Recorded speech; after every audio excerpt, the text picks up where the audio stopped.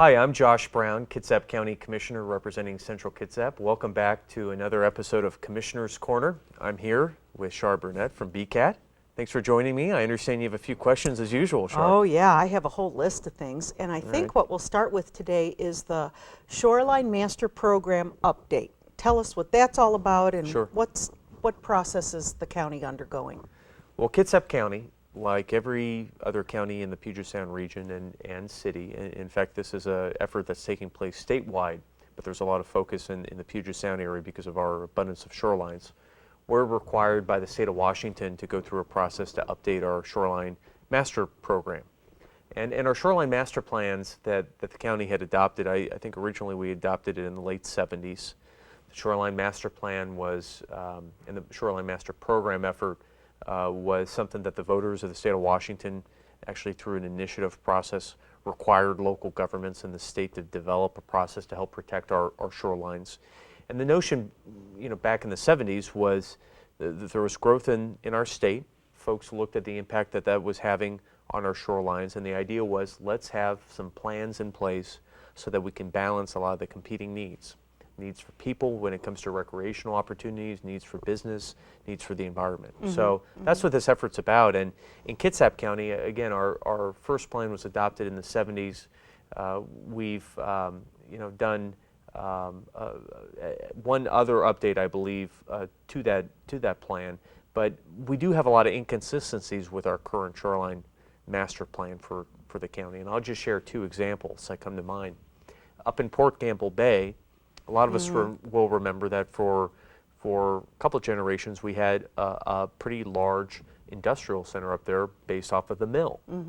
Well, the mill hasn't been up in Port Gamble as an active business for many years. Yet, if you look at our Shoreline Master Plan, when you look at the designations around the mill site and out into the bay, much of that area is designated for urban, very intense uses.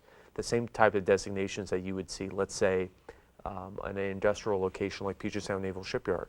And today, I think we understand that Port Gamble Bay is a really sensitive area, and we're not interested in promoting that type of intense industrial use or urban use out in Port Gamble Bay.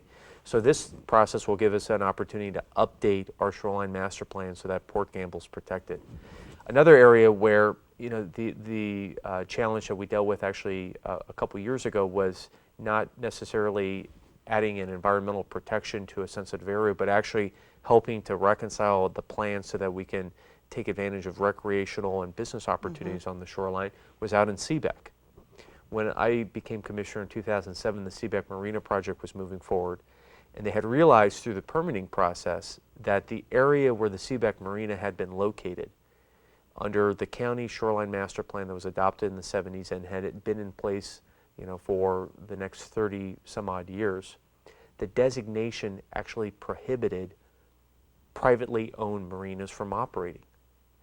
And of course, that doesn't make any sense because there was a privately owned marina, a publicly owned marina you could build. So the Port of Bremerton or the county could build a marina, but a private property owner couldn't build a marina at that location. And the commissioners, and I spent a lot of time working with my staff on doing a spot amendment, said this makes no sense. There was a private marina there. The plan should reflect the fact that this is a use that has made historical sense. We should allow this use. It provides both a recreational and an economic benefit to that part of our county, Seebeck, and for our entire community. So those are a couple examples, and we've, as a board, received a lot of good feedback from the community and from property owners, from citizens giving us feedback on what they like to see in the Shoreline Master Plan update. But this is a process that we're required by the Department of Ecology, to do. And at the end of the day, it's actually the Department of Ecology that approves our plan. And the Department of Ecology works very closely with all local governments, cities and counties throughout the state to make sure that these plans are updated. So. And at this point, Josh, the Planning Commission has heard some public. They've conducted 2 public hearings in June, and then soon it will come before the commissioners? That's right. In a few weeks, the Board of County Commissioners will have public hearings, and we've decided, because this is an issue that is of countywide significance, we're going to have a public hearing in Port Orchard at the courthouse chambers, and then we're also going to have a public hearing up in North Kitsap in Great. Paulsbo. So we're going to Excellent. try to do our best to solicit and be engaged with the community and hear feedback. Along the same line as the Shoreline Master Program update, the County Department of Community Development is hosting a shoreline restoration workshop where they're actually going to talk about shoreline restoration and why it's important to remove bulkheads. And then actually in August, the county is going to take out the bulkhead at Anna Smith Park. Yeah, that's right. Which is a really good opportunity for folks to kind of see this plan and why it's beneficial. Yeah, and I think one of the things we need to do is we've done this with our rain garden program, which has helped to deal with stormwater issues throughout the county.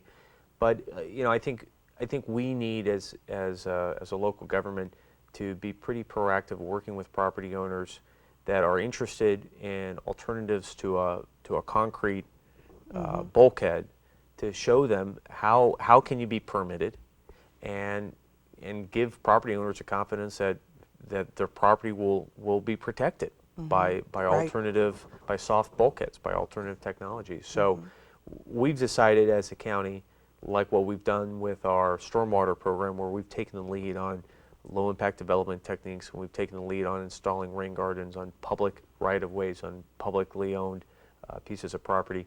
We decided, if we need to be the leader on this, and let's show an example out at Anna Smith Park where there's a very large bulkhead on the water. Let's remove it.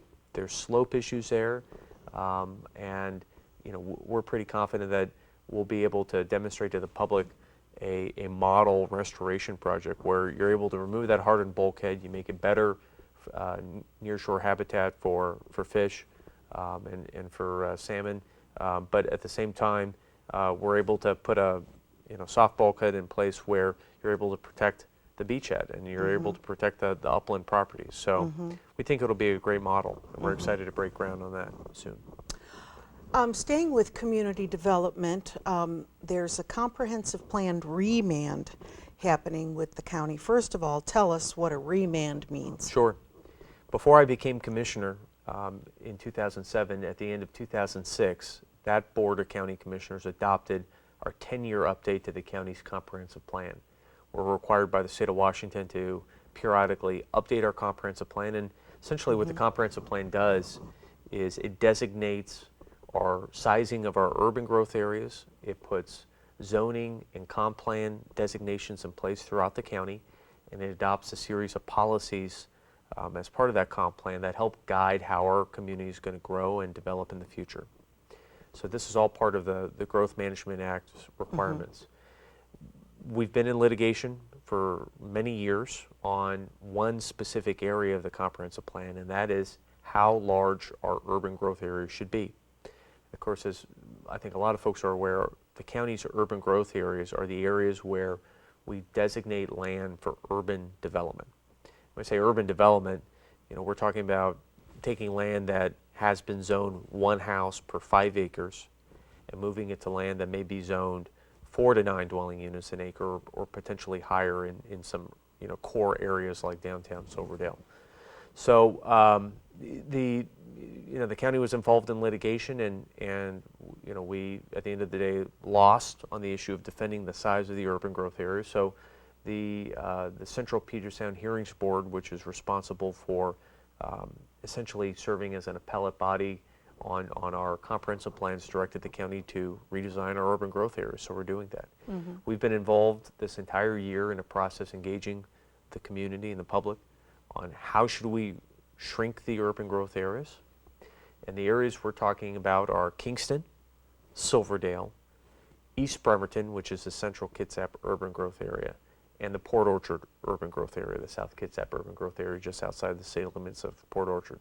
We have some smaller urban growth areas, but frankly those don't have many issues in play. Those areas I just listed, Kingston, Central Kitsap, Silverdale, and Port Orchard urban growth area, are the 4 major areas that we're focusing our attention. So we had a public hearing this past Monday, had a lot of great public feedback, and I have to say our staff at the county, particularly Eric Baker and Angie Silva, have done an outstanding job reaching out to the community, getting feedback. The public hearing we had was one of the best we've had in the time that I've been commissioner. The Wow. feedback was constructive. Folks understood the situation the county was in. They understood we're trying to do our job to become compliant with the direction that the hearings board gave to us. And at the same time, I think the public was understanding that the commissioners are really trying to listen to public feedback to figure out which areas should we keep in the urban growth areas and which areas should we take out. So it was very productive. And Angie and Eric in our office, Eric Baker, I think, has done about 40 presentations, meeting the various community groups. So we've really been pounding the pavement doing that feedback, and I think it's going to pay off. And in Silverdale and in East Bremerton, the type of feedback we've gotten is to take out areas that are most sensitive to urban growth. Take out areas along the shoreline. Take out areas where there may be salmon streams or steep slopes. And also, I think an important corollary to that is we've received a lot of feedback from the community saying, commissioners, when you're drawing the lines on where you want urban development to go, remember that to have urban development, you need sewer infrastructure. And make sure you're looking at what the cost is of that sewer infrastructure, so that if you have an area that's along the shoreline, that's in an area where there's steep slopes, it doesn't make sense to put development there, not only environmentally, but it also doesn't necessarily make sense financially to put development there, because the cost of having to put pump stations and force main valves for our sewer lines in place is very expensive. One pump station could cost $5 million. So if you're talking about putting a pump station, if it can serve 100 homes or 200 homes, that might make sense. If it can only serve 15 homes for $5 million of capital investment, it doesn't make sense. So we're looking at those issues, and I'm pretty confident, having reviewed the work to date, that when we get to the point of adopting our comprehensive plan changes to the urban growth area, I think we're going to be able to meet 90% of the suggestions and feedback that we've received from the community. I think this is going to be a very successful ending to this process. Great. Yeah. Let's talk about some infrastructure in Silverdale, and maybe you've encountered the detours around the Silverdale Way roundabout. Right. Long time talked about. It is now in full construction, probably hopefully completed by the end of this year. It will be completed It by will- the end of the year. Not If I hopefully. need to it get will. out there with a shovel myself, it'll be completed. So in all, it's kind of a headache now, but it's really going to make that key intersection of Newberry, Chico Way, and Silverdale Way easier navigable. Is Right. that how I should say it? Well, Easily navigable. Here's a vision, and first I'll say, anytime we do any construction project, there's going to be impacts, and we really try to do outreach with particularly the neighborhoods that are directly affected. If this is right in your front yard, it's going to have a pretty big impact on you. So we've really tried to work with the property owners in that area to figure out what are the best options, and how can we be sensitive to the concerns that individuals have. I take the Newberry Hill exit every day home from work. So this is an area that I commute home to every day, like a lot of other individuals. So I'm pretty sensitive to what we're doing in this area. The roundabout project is, and I think one of the things that the story that we need to tell is that the roundabout project is phase one of widening this entire corridor. Having a 2-lane access point off the state highway into Silverdale is inadequate. Eventually, we need to have a corridor that's 4 lanes. To be able to do that, we need to break up several projects to be able to phase in that effort. The roundabout is phase one of widening this corridor, which is just undersized for the level of traffic and congestion that we have. As we're designing the roundabout and as it's being built, the roundabout is being built so that it can eventually accommodate 4 lanes, although for the next several years, it's only going to be a 2-lane roundabout going into town and out. But that's phase one. Phase two, we're looking at how we can widen Silverdale Way from Anderson Hill Road to Byron Street at Old Town, be able to add some turn pockets, channelization, make some improvements there, put sidewalks in place. And then phase 3 and phase 4 would be widening from the roundabout up to the highway interchange, and then widening from the roundabout down into Silverdale at Byron.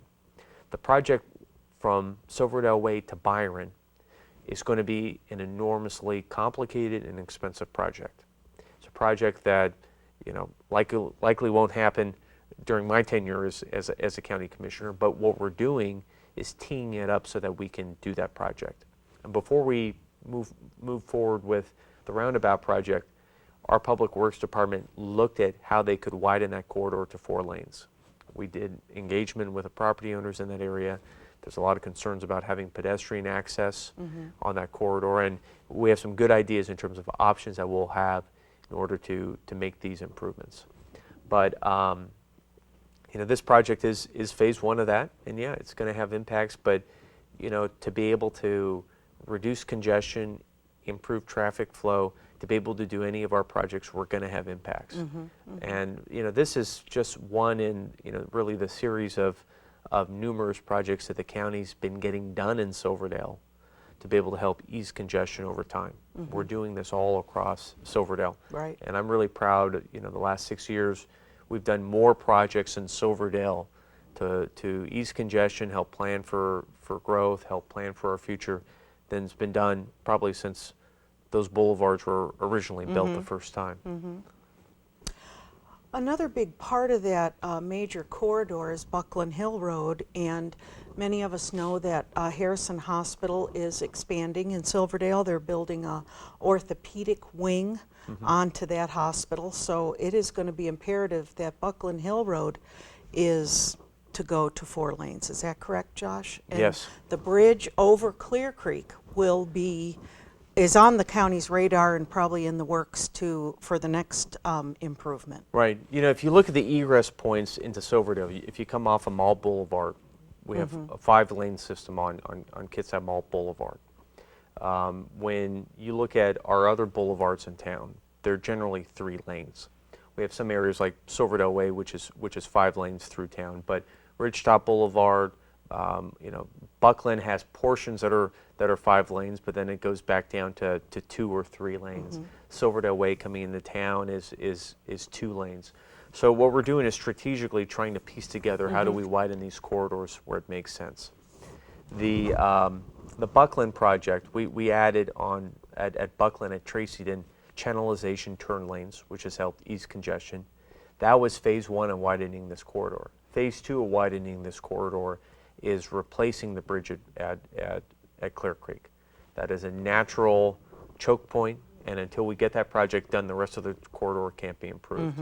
So what's exciting is that we're moving forward with this Buckland Bridge project, and this past week over at the Puget Sound Regional Council, we've been able to secure grants to be able to help move forward with this project. It's roughly a $13 million project, and right now it looks like we're going to receive nearly $6 million in federal grants for this project. Great. Being able to pay for roughly half the cost. So we have a lot of work to do to complete the financing of the project. We have a lot of details to work out, but the goal is that we're going to be able to put ourselves in a position where we can break ground on this bridge and get it completed in the next 2 years. Oh, great. And widen this corridor, and then after the Buckland Bridge is completed, that'll help take us up to Myrie, and then we just have a few other pockets where we need to widen and have this portion of Buckland Hill completed, and then we can begin to turn our attention to the opposite side of Buckland Hill, up by the Y and the Thriftway, where and the high school, where eventually we need to make some improvements there as well. Right, right. So.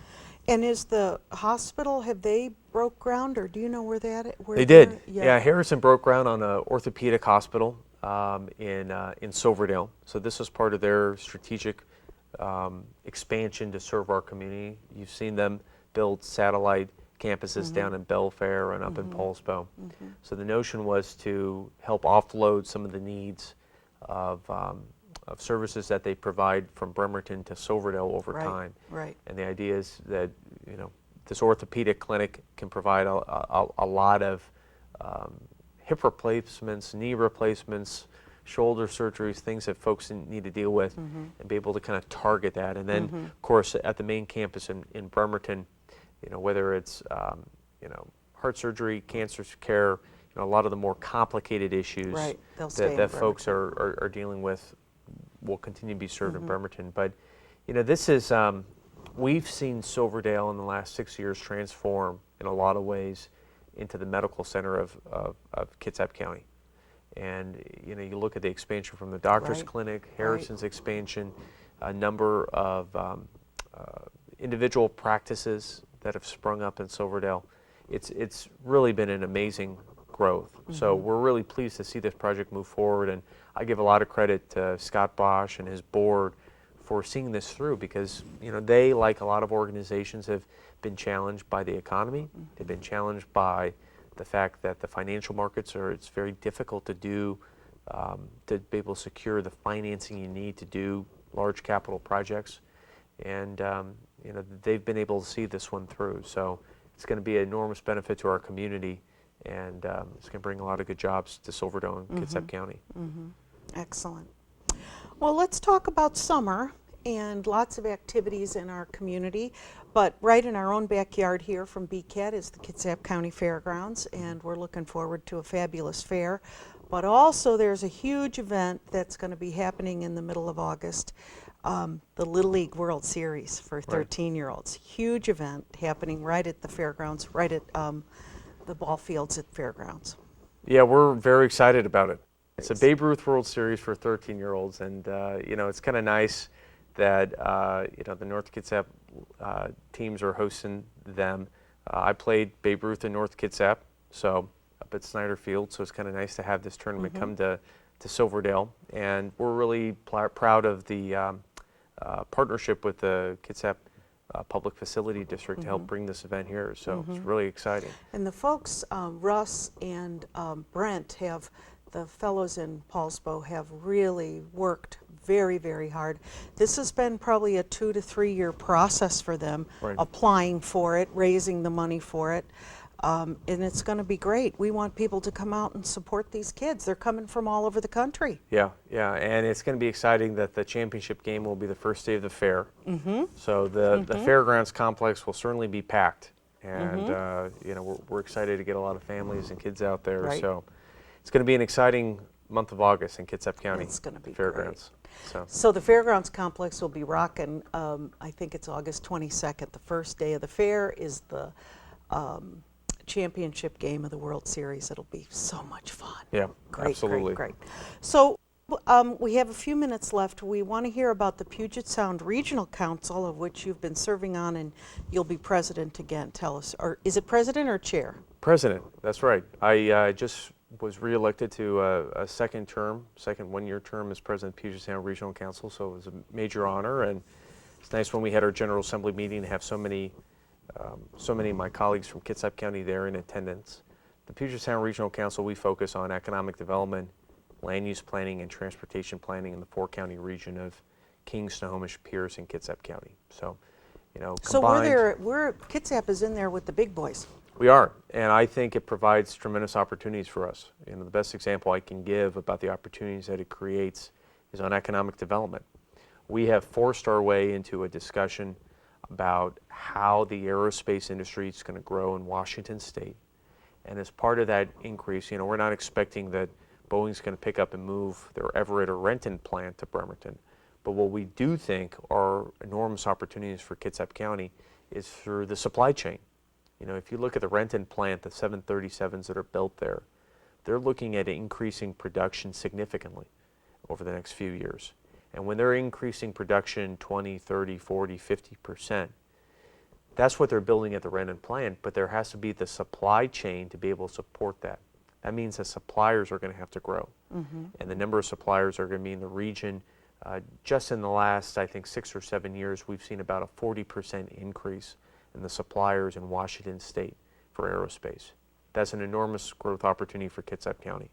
And because we sit on the Puget Sound Regional Council, which is also the economic development district for the region, we've been part of these discussions with the governor, with state leaders, with Boeing, et cetera, on how Kitsap County can be part of the equation. And I think what we've learned through this effort is that we have an enormous amount to offer.